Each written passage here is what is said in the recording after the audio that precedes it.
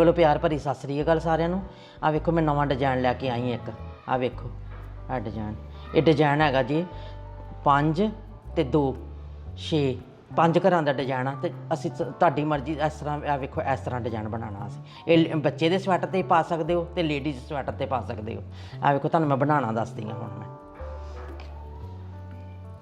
आ जिस तरह 2 सीधे, 2 सीधे पा ले, 2 पुट्ठे पा ले,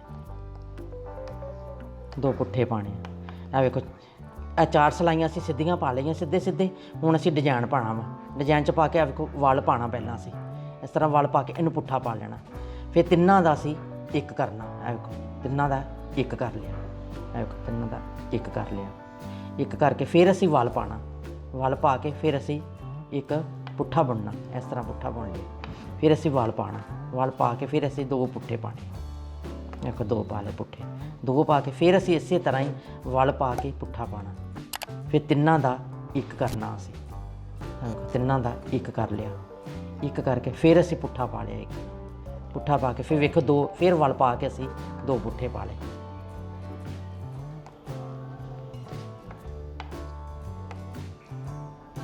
वेखो फिर असीं पुट्ठा पा लिया एक।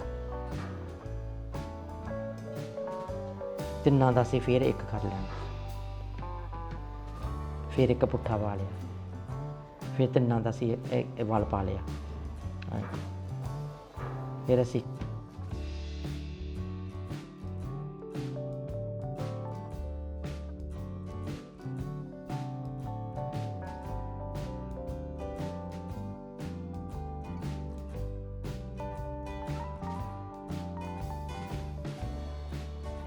ਤੁਹਾਡੀ ਮਰਜ਼ੀ 10 ਨੰਬਰ ਦੀਆਂ ਸਲਾਈਆਂ ਤੇ ਬਣਾ ਲਓ, ਤੁਹਾਡੀ ਮਰਜ਼ੀ 9 ਨੰਬਰ ਦੀਆਂ ਸਲਾਈਆਂ ਤੇ ਬਣਾ ਲਓ।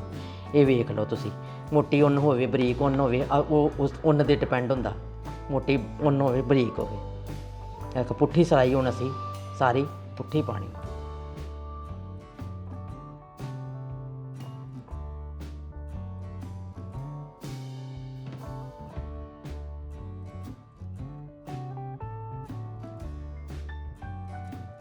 दो सलाइयां का डिजाइन आ बस। फिर चौथी जी सिलाई आनी वो फिर 5 असीं सीधे तो 2 पुट्ठे बुनने बस। डिजाइन जोड़ा 2 सलाइयां का। फिर उस तरह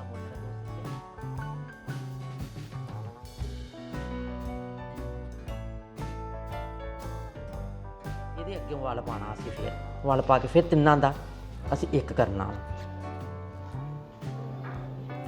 फिर ये नाल दा असीं सीधा पुट्ठा बुन लेना। फिर ये नाल असीं फिर वल पाना।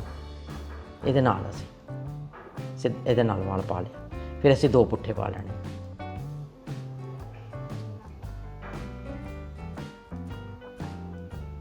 फिर इस तरह ही असीं वल पाना, पुट्ठा बुन लेना।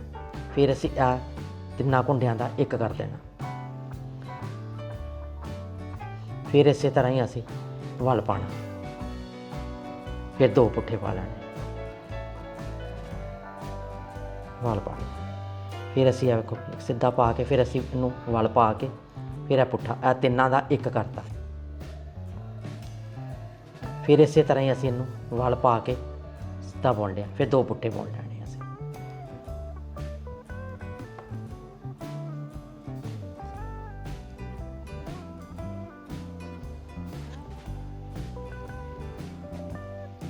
फिर इस तरह बुन लेनी। सीधी सिलाई सारी फिर इस तरह बुन लेनी। पुट्ठी सिलाई फिर तो उस तरह इस तरह ही बुन लेनी जिद्दां पहलां तुहानूं दस्सिया।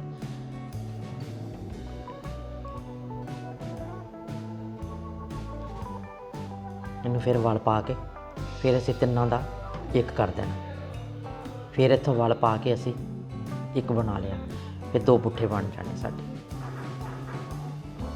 आ वेखो इस तरह मेरी बुनती जिहड़ी है इस तरह तो आ गई। आ वेखो आ बुनती बनती है मेरी इस तरह।